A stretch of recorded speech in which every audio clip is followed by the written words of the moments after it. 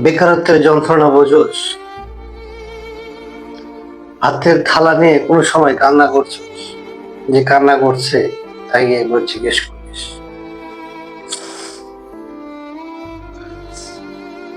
যে এই মুহূর্তটা কেমন লাগে।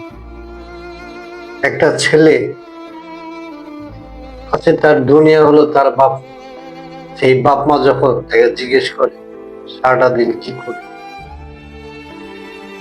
আর এভাবে কতদিন বসে বসে খাবি?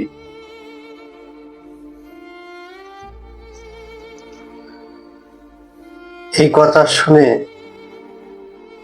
যে ছেলেটা ভাতের থালা হাতে নিয়ে কান্না করছে তাকে গিয়ে জিজ্ঞেস করিস ভেতরটা কেমন লাগে, কষ্টটা কাকে বল।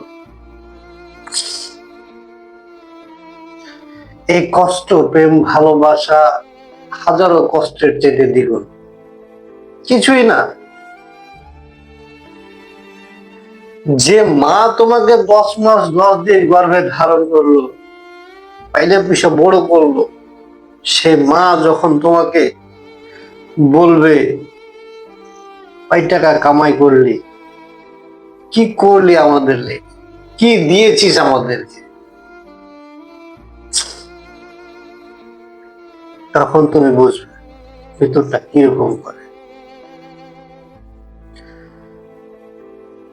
ভিতর থেকে আমি মনে করি তখন প্রত্যেকটা ছেলের এই মুহূর্তে বেঁচে থাকার প্রচেষ্টাই থাকে না, মানে মরে যেতে ইচ্ছা করে। এটাই বাস্তব,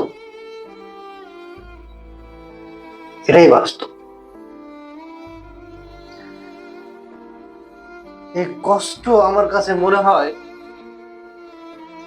দুনিয়ার সবচাইতে বড় কষ্ট। বাপ মা এমন একটা জিনিস, না কিছু বলতেও পারবেন না, সহ্য করতে পারবেন না। কানে কি বলবেন? মায়ের পায়ের নিচে সন্তানের বেশ, সে মাকে আপনি কি বলবেন? আর বাপ, আর বাপ মানে তো ওটা পৃথিবী। সে বাপ কত কষ্ট করে আপনাকে বড় করছে, সেই বাপকে আপনি কি বলবেন? আসলে দোষটা কার দিব, ভাগ্যের না নিজের, সেটাই বুঝতে পারছি। তবে যাই হোক, পৃথিবীর যত বেকার ছেলে পেলে আছে প্রত্যেককে আলাদা একটা কর্মসংস্থান দেয়, আর এই কষ্ট থেকে তাদেরকে মুক্তি দেয়। আমিন।